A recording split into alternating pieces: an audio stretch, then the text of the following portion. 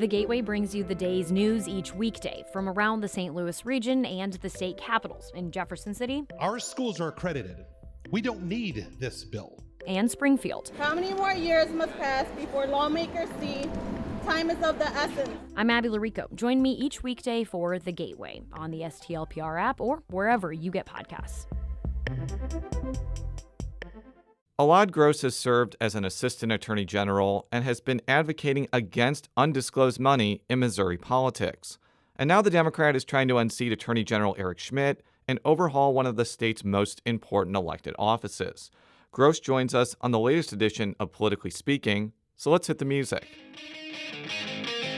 This is the Politically Speaking podcast, the definitive show about Missouri politics. It's a little complicated in Bolivar because there is a Parsons family there. But we also knew that it was important to make sure that we got to where we needed to go. You know, if you walk in a room and you're getting ready to make a decision and everybody in the room looks like you need to stop. And right now what happens in the United States Senate is as critical as anywhere else in the country. I really want the state to succeed. Well, we want everybody to know that we're all working together. I just worked hard to try to build my name where I didn't have the money. And welcome to Politically Speaking. I'm your host, St. Louis Public Radio political correspondent Jason Rosenbaum. Joining me via Zoom, one of the two Democratic Attorney General candidates. Our special guest today is Elad Gross. Thank you so much for joining us today. Before we talk about issues and your priorities for the Attorney General's office, I want to give our listeners a sense of who you are, your legal background, and why you got interested in Missouri politics in the first place. Sure. Oh, wow. That's a bit. So I am a former Assistant Attorney General of the state.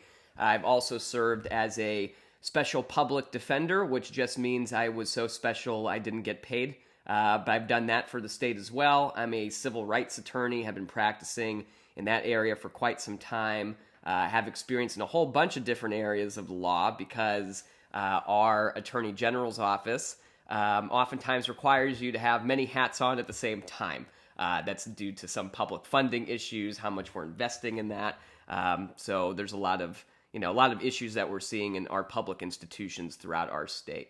I got involved in public service through education. So my mom became a single working mom when I was a teenager, and she was stuck with me, my brother, who's a fun one, my sister, and she's a first-generation American, and for her, education was opportunity, was a way out of poverty. She grew up very poor. And she eventually came to America, and when she was, had all of us, she was, whatever I can do to make sure they have wonderful educations. And so she sacrificed a whole lot. We got to go to the Clayton Public Schools, which is a wonderful public school system. Unfortunately, she had to make all of those sacrifices for that to be possible for her kids.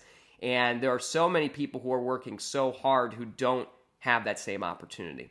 So that rubbed off on me. I started working with kids when I was very young, ended up starting a nonprofit organization that still works with kids in St. Louis City today. We do a lot of leadership programming for them, primarily in the Hyde Park neighborhood, which is on the north side of the city, but also have worked in parts of the county, was involved during Ferguson.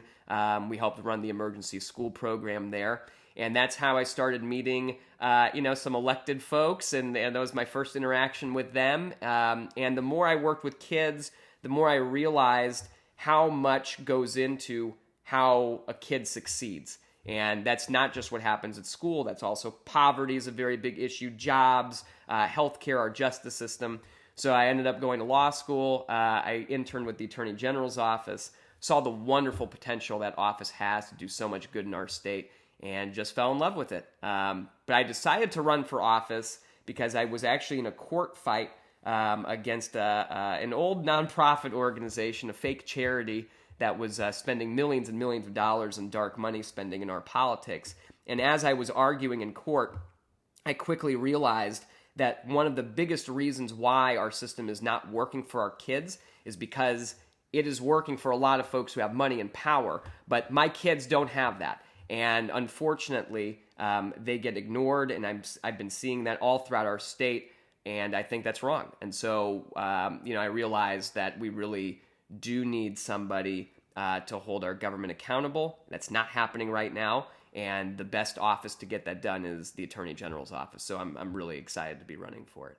So I want to talk more about your advocacy against quote-unquote dark money, which is kind of the term that gets used to describe what I like to call undisclosed political donations in the Missouri political system. What you were referring to is your litigation against A New Missouri, which was a 501c4 that was set up by allies of now former Governor Eric Greitens. And I know from reading a lot of your press releases and seeing a lot of your coverage that you want to make fighting dark money a priority under your administration. Talk about how you would do that. Oh, yeah. I think transparency is extremely important. You can't have accountability without it. And that's what these folks have figured out. So they start these fake charities. Sometimes they start like shell corporations if they don't care about the tax benefits. So we saw an LLC that was involved in one of these not too long ago with our current Attorney General. And it's just a way for them to hide who is actually trying to influence our policies. So a lot of the money that one former Governor Greitens nonprofit was pouring into the system was for right to work. And they were pushing that policy in Missouri with millions of dollars, and we still don't know who in the world was doing it. The Attorney General has a lot of power to actually bring transparency to that system. A lot of folks don't know this, but in Article 8 of our state constitution, in 2 sections, it actually prohibits these schemes designed to conceal the identity of political donors.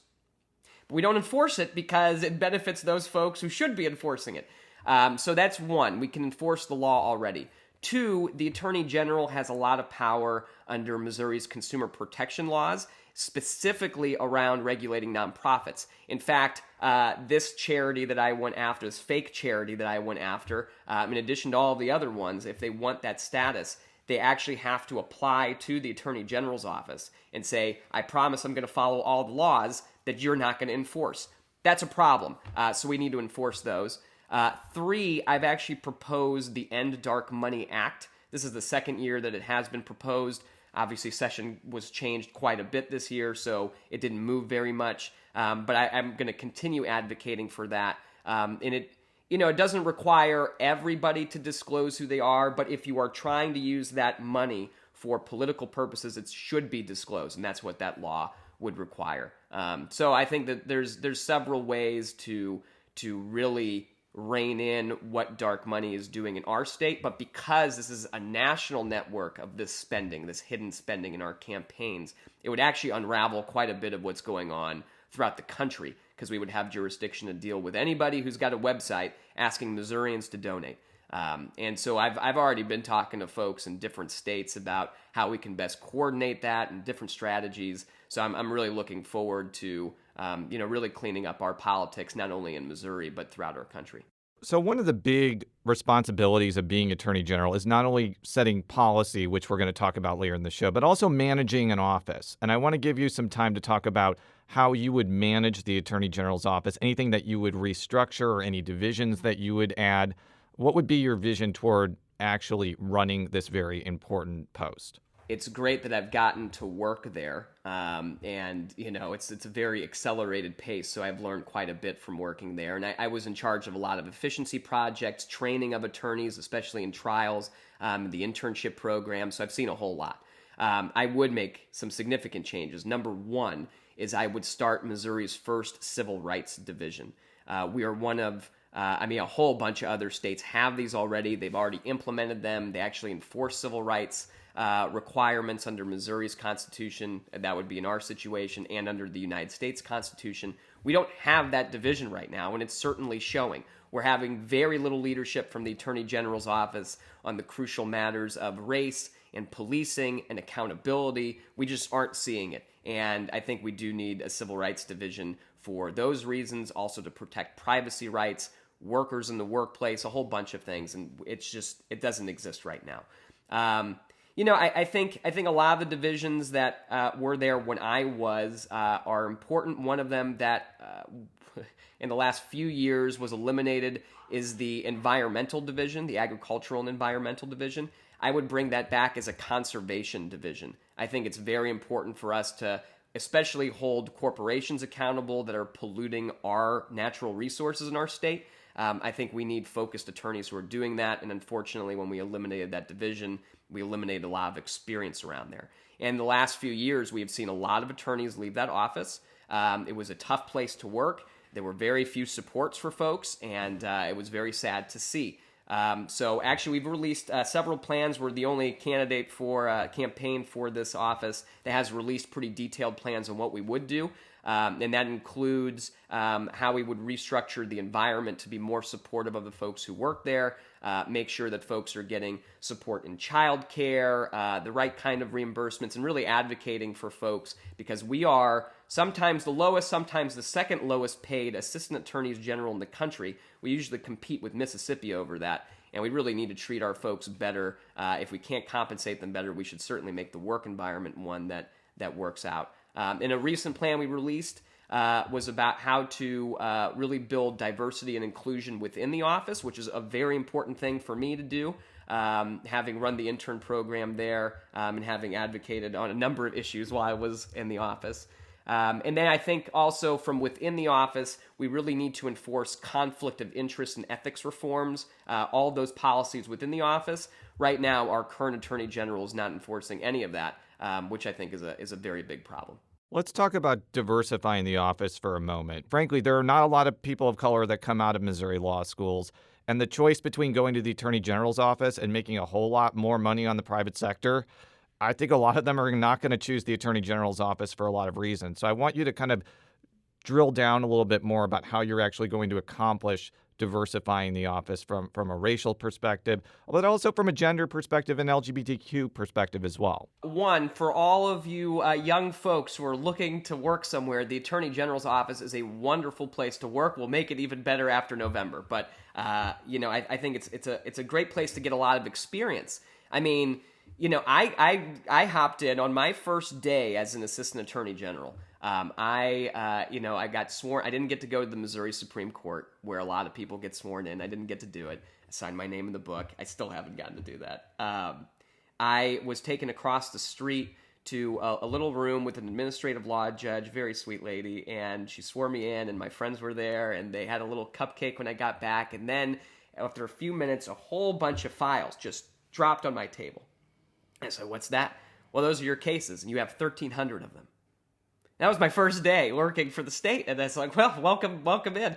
So there, you get a lot of experience very quickly, a lot of trial experience very quickly too, which is very exciting for folks. And yeah, it's true. I mean, what's really nice about the office is that so many folks have left the Attorney General's office and then gone on to do something, absolutely amazing in the legal field with that experience. So we did put out a plan that actually goes a lot deeper than what you often see with like diversity and inclusion statements. It's a very detailed plan. I could go over it for a long time. I don't want to take up your whole show doing it, but you're right. We do not have enough folks, especially in Missouri. We don't have a lot of black people who are graduating from our law schools.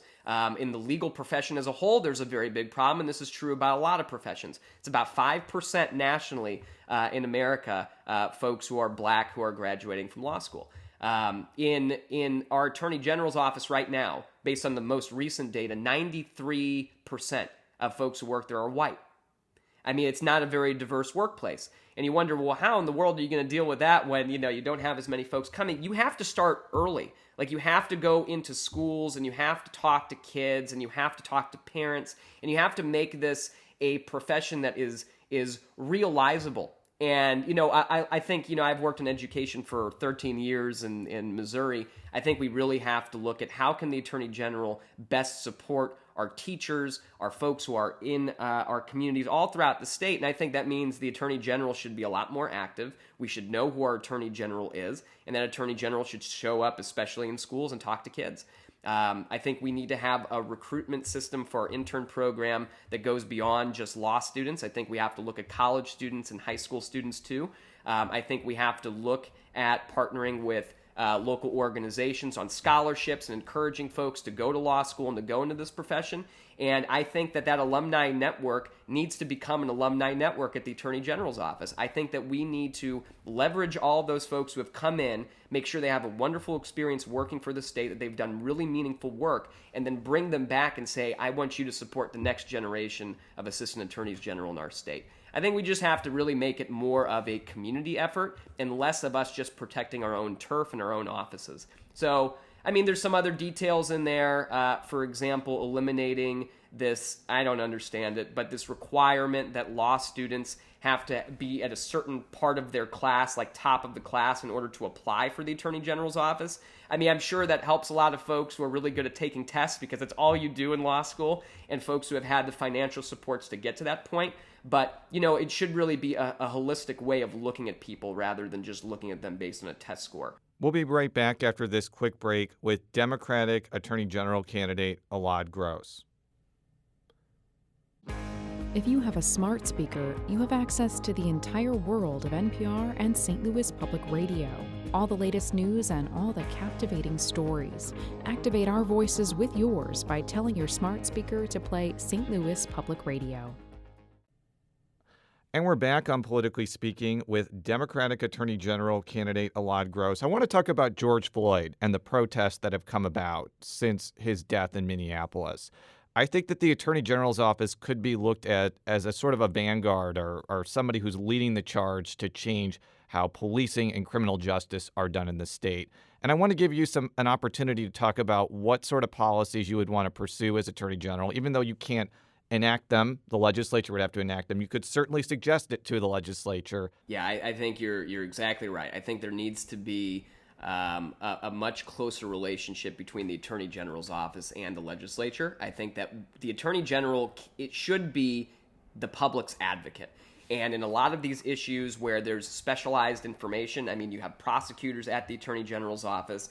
The Attorney General regularly coordinates with prosecutors and attorneys and law enforcement officers throughout the state and should be using that knowledge to influence and to inform legislation, obviously not passing it. That's the legislative branch's job, and there's separation of powers, and we should respect that. The Attorney General can do quite a bit. And I think that's another reason why I think the Civil Rights Division is such an important one, because a lot of times what you see in municipalities with police departments that aren't doing the best job by their people is that there are a lot of civil rights violations that are occurring. One of the proposals right now on the federal government side is to actually provide grants to attorneys general throughout the country to investigate more of these issues, because they do take a lot of time, but I think that needs to be a priority. We need to make that a priority within the office one way or another. I think that working with different law enforcement officers to get their input, community members to get their input, public defenders. I mean, one of the things that our current Attorney General right now is doing is he's arguing that we should have less funding for our public defender system, which is extremely overburdened and one of the most overburdened in the country. It's a very big problem. So, yeah, we've proposed a few changes there. We're actually going to be coming out with a lot more policies around policing and accountability. I think accountability is an extremely important part of our justice system on all sides of it. And criminals should be held accountable whether you're wearing a badge or not. So we actually have a website. It's our Missouri Justice Initiative at justicemo.org, where folks all over the state are providing input. We've held multiple town halls on this topic too.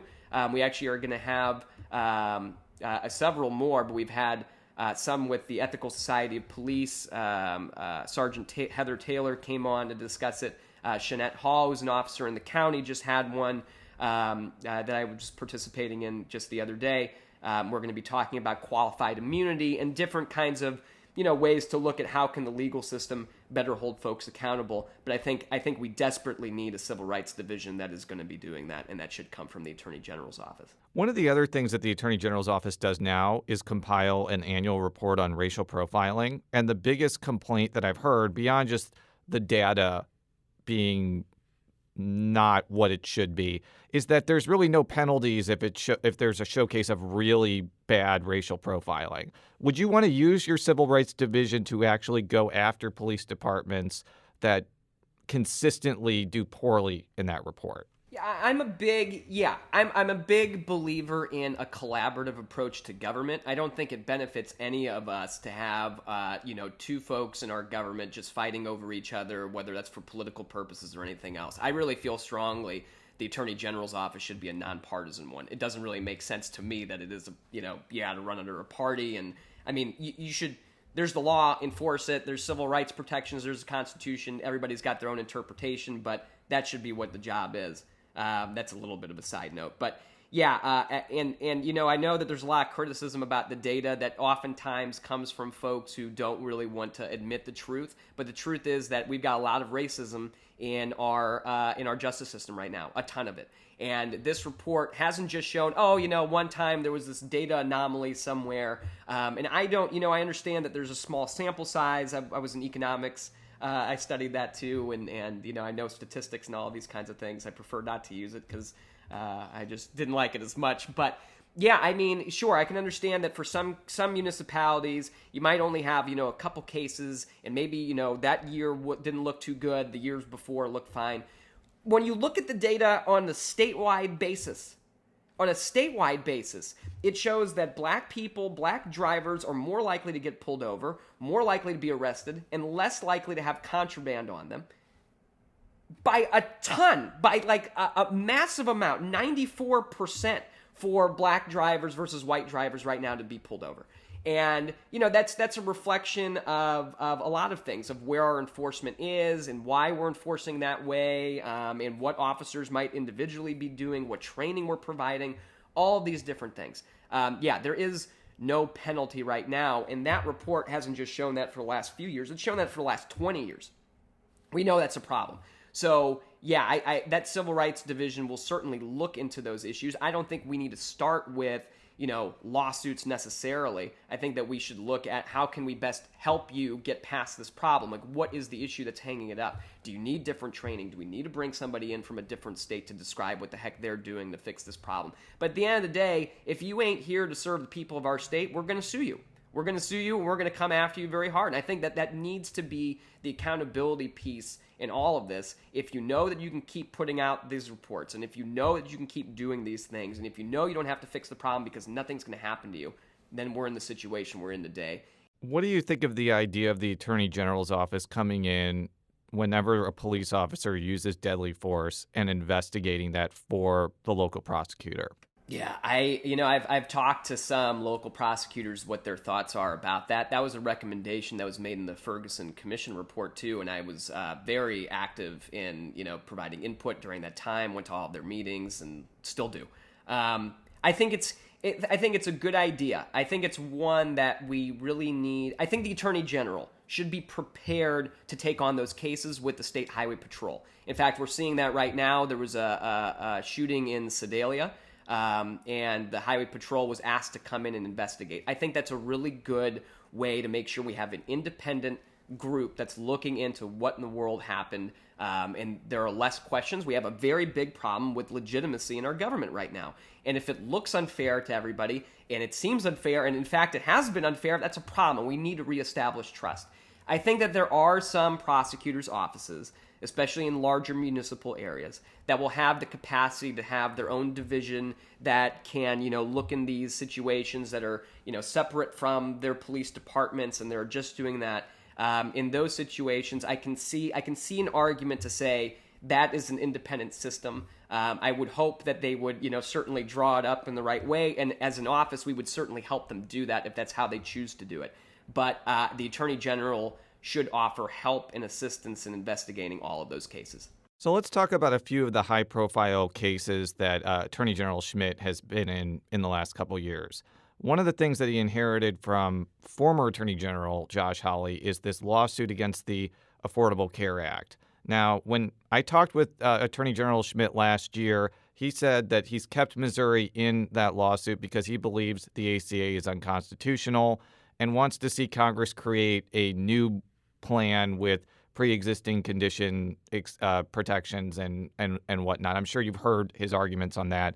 If you were Attorney General, would you have remained in that lawsuit? And what do you kind of make of Schmidt's arguments about keeping Missouri in it? No, I would not have remained in that lawsuit. I think it's a bad lawsuit. It's bad policy. You don't, when you're shopping for another home, you don't burn down the one you're in before you get a new one. And that's what he's trying to do.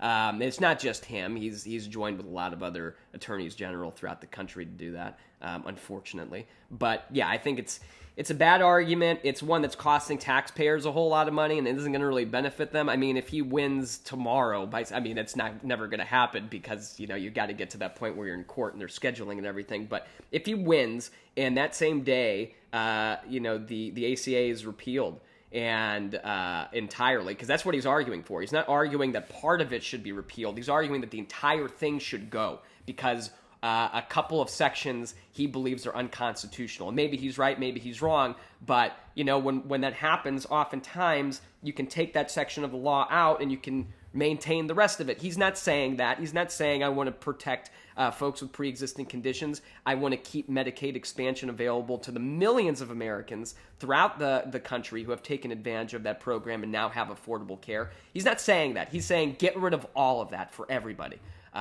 It's bad policy. It doesn't really make too much sense under the law either because we've gone there before. But yeah, I mean, he's taking advantage of the political climate to try to make it back to the Supreme Court and have, rehash a lot of these arguments. So yeah, I mean, on some sections there's some legal argument to have, but the one where you're like, oh, well, no, I really do care about the people and want them to have their health care. Well, then your argument should have been that part of the law makes sense. The part that I disagree with should go. That's not his argument. So yeah, I certainly would have withdrawn Missouri from that lawsuit. I also think in the healthcare space, the Attorney General needs to become much more active against insurance companies that are cheating Missourians too. He hasn't been very active there either. Schmidt's office has also filed a lawsuit against the government of China, arguing that they covered up information about COVID-19 and they need to be held responsible for it. What's your view of that lawsuit? But I also want to ask you, what will be your office's mentality toward COVID-19 and coronavirus-related litigation that may come out, whether it be lawsuits against nursing homes or PPE vendors? The China lawsuit is a fake lawsuit that was designed to get him on Tucker Carlson for about 5 minutes on Fox News. It's a very unfortunate one. It has no legal backing whatsoever, and I'm not the only one saying that. I'm sure you can talk to a lot of attorneys, including the attorneys for President Donald Trump, who thinks that it was just a political stunt too. It's very unfortunate that he's using taxpayer money, and that complaint was a long one, had a whole bunch of research in it, and was written by one of the highest paid attorneys in his office. And I mean, that's just a total waste of time. If he had wanted to hold China accountable for something that they were doing to Missourians, he didn't have to look too far, because in Milan, Missouri, there's a plant, Smithfield, that is a Chinese-owned corporation, and it is exploiting our workers. In fact, the workers had to go to court on their own to get protections imposed within their workplace related to COVID-19. Unfortunately, they got a judge who agreed with them. But the Attorney General was nowhere to be seen. In fact, I called them and congratulated them, and he said, you're running for Attorney General? I'm like, yeah, have you heard anything from the office? And they said, no, we've never had any interaction from him. Nobody's ever come out to help us, despite all of the dangers that we are in. So he could have sued them, and they are exploiting not only our workers, but also our natural resources, and they are absolutely destroying our food ecosystem in this state, and they are killing small farms. No regulation there whatsoever. So yeah, this was a fake lawsuit. And the reason that he chose to do this one versus actually suing Smithfield is Smithfield gives him campaign money. So there's an interest there to not, rattle the folks who are feeding you, I suppose. But it's unfortunate to see that from our Attorney General, which is, again, why I think conflict of interest that policy is so important to enforce, and he really needs to start doing that. Yeah, I think, look, in general, I think if somebody does something wrong, we should hold them accountable. On this particular lawsuit, we do not have more evidence than the federal government has. There's actually federal law that allows the president to be in charge of foreign policy. So if he disagrees with the president and the way that he's dealing with this, I recommend that he run for that office and not this one. But, he's made his choices, and I guess it sounds good on TV for a little bit until you think about it. In general, we have released 3 plans now around the coronavirus and COVID-19. And those plans include protecting the right to vote, which I think is very important, especially right now, because we're seeing some of that mess right here in Missouri. Also protecting our food supply, as I just described before. But yeah, making sure that that we are not getting cheated, especially when it comes to scams that are usually follow these kinds of disasters, and that's in the healthcare space, but also, just like you said, with PPE, protective equipment. There are folks who are trying to take advantage of that situation and sell things to Missourians. And we should be absolutely vigilant. We're seeing a lot of price gouging around the state. At least we were at that time. And folks were coming to me thinking that I could do something. I'm like, well, if you wait a few months, but you really need to get help. So I would direct them to the Attorney General and local prosecutors as much as I could. But and then, another thing that folks were talking a bit about is also protecting tenants in our state. Because, once the economy started crashing, and it looks like, we're improving over time now, which is great. But when that was happening, there were a lot of folks who couldn't make rent payments, who were struggling to get unemployment. So I actually was very active in helping folks on those issues too. But I think there's a lot of space for the Attorney General to be involved in all these kinds of public health situations. We should have a plan in place before for disaster preparedness. And the Attorney General needs to play a very big role in that. So, I'd recommend for folks who are interested in this topic, if you go to the website, eladgross.org, we've got a solutions tab there, and all of those plans are listed in detail. We're recording this on June 16th. It's the day after a landmark U.S. Supreme Court case involving the court deciding that it is unlawful for employers to discriminate against somebody because they are gay, lesbian, bisexual, or transgender. And Attorney General Schmidt filed an amicus brief with Texas, Tennessee, Nebraska, other states arguing, and I'm reading from a Post-Dispatch article here, that federal protections for sexual orientation and gender identity did not exist in federal statute and thus couldn't be applied. A spokesman for Schmidt said on Monday, so yesterday, said, in an amicus brief we joined with other attorney generals, we made a textual argument as it relates to the original meaning of the law, and the Supreme Court has delivered their opinion. Missouri Attorney General Eric Schmidt believes strongly that every person should be treated with dignity under the law. I want you to respond to the Attorney General's decision-making on that and how you would have handled that particular case and anything else you would do kind of in the LGBTQ realm as Attorney General. Yeah, his statement's a load of crap, and it's absolutely awful, especially the last part of it, his strong belief that folks need to be protected. Well, then do your job and protect them. I mean, it's not, this is what you were, well, he wasn't elected, he's appointed, but this is what your job is. It's supposed to be to protect folks' civil rights. And again, there is no civil rights division at that office. That's his choice. I've been talking about this for a very long time. He could have put one in place any time, and he still isn't doing it. I'd be happy to see him do, I'd be happy to help him do it if he'd like. But no, there is no strong belief there on behalf of our Attorney General to protect folks, their civil rights, whether they're in the LGBTQIA plus community or not.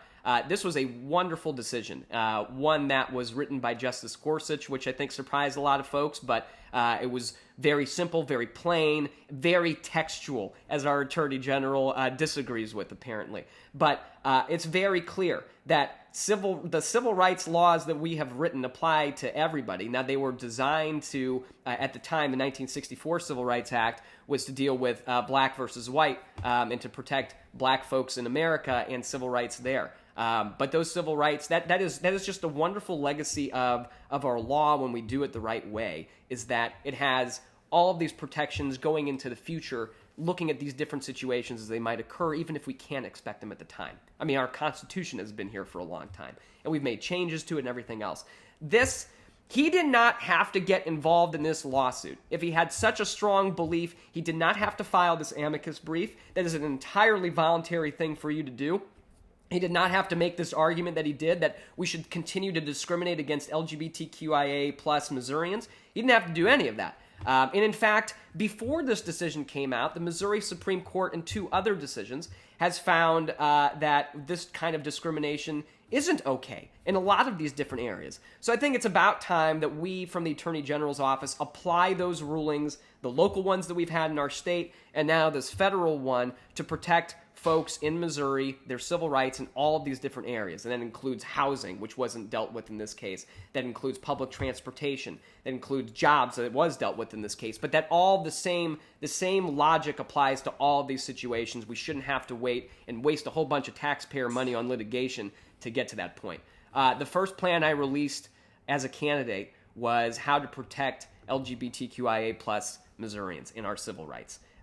We have to protect all of our civil rights, because if you're leaving one group out, you're leaving all of us out. That's how this works. So that was the first plan we put out. I know, we've tried to pass the Missouri Non-Discrimination Act for 20 plus years now in Missouri. I will implement that fully within the office with my employees as Attorney General of Missouri. And that Civil Rights Division will enforce civil rights law in our state. It is about time. It is well past time for us to protect folks and all Missourians in our state. And no, I don't buy for a moment what the Attorney General had to say. And if you look at his record before he was Attorney General and he was a state senator, he refused to vote on this issue despite the fact that Republicans supported it too, including our current governor, and I'm going to give him credit for doing that, but supported non-discrimination policies in our state. Our Attorney General refused to vote on that as a state senator. So no, I don't believe it for a second.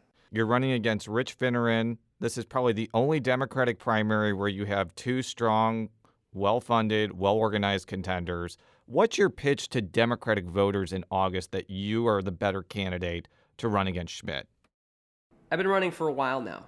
I started very early, and over the course of this campaign, I have had 409 in-person events throughout the state, including in parts of the state where no statewide candidate has gone for a very long time. I remember a lady in Marshfield who came up to me after I was talking, and she said, "Thank you so much," and was almost crying. And I said, "No, thank you for being here. Like, if you weren't here, I mean, I'm just talking to a bunch of empty chairs." And she said, "You don't understand how much this means to see somebody coming to our town to talk to us." And over the course of this campaign, not only have we traveled the most, not only have we had the most visits to folks throughout the state, not only have we had all this community input, but we have built literally the biggest grassroots campaign for this office ever in the history of our state, with the number of folks who are donating, the number of folks who are volunteering. Sure, we don't have as much money as our current Attorney General. Nobody's going to. There's nobody in this Democratic primary who will. This guy can take millions of dollars from Rex Singfield in a heartbeat, because that guy's got a whole ton of money and he wants some things from that office. We, from the very beginning, I said we were going to do this the right way. We weren't going to take dark money. I've been offered dark money before, and I said absolutely not. We are very transparent on this campaign, and we have set the standard on so many of these different issues. A lot of folks have started adopting our practices. We've shaped a lot of what's happening, not only in this election, but also in the party. I think the Democratic Party has failed our state for quite some time. I think both parties have. And I think it's a problem when you've got a party that comes out and says, well, look, we're not going to show up, but we're going to have all these ideas. We're going to tell you we know better, and we're going to expect you to just listen to us and do what we say. That's not going to work. I'd be frustrated. I am frustrated about it. We're doing better. And I have been working with the party for years and years, the longest out of anybody who's running for this office. I'm a member of multiple caucuses, including the rural, the labor, the progressive one, a whole bunch, because I like to get different voices. On this campaign, we have Republicans and Libertarians and Democrats and people who have never been involved now. And I think it's important to have those voices. I think it's important to have a campaign like the one that we're running. I think it's important to know where your candidate stands and what policies they're going to put forward, so you're not just picking me because of my good looks, but you're picking me because you like the ideas that we have. And we're the campaign that's doing that. So, I think I feel very strongly about what we're doing. I feel very strongly about the future of Missouri and what we can accomplish from that office. And on day one, because of my experience as an assistant attorney general, because of my experience working in our justice system from all different angles, we will be ready to fix a lot of the issues that we have in our state and bring folks together around that. So I think people are ready for an anti-corruption attorney general, and I think we desperately need one right now. Well, thank you so much for joining our show. For all of our stories, stlpublicradio.org. You can follow me on Twitter at @jrosenbaum. How can people follow you either on social media and any other parts of the World Wide Web, including like your campaign website? Oh, yeah. Go to the website. It's eladgross.org. That's E-L-A-D, gross, like disgusting. eladgross.org. Go on there. All of our social media is up there, too. We're very active on Facebook, Twitter, I'm Big Elad, Instagram, I'm Big Elad, TikTok, we're even on there. We got some high school kids running that thing. So, yeah, you can find us, but go take a look at the website, and you'll be able to get links to all of that stuff. Thank you very much. Until next time, so long.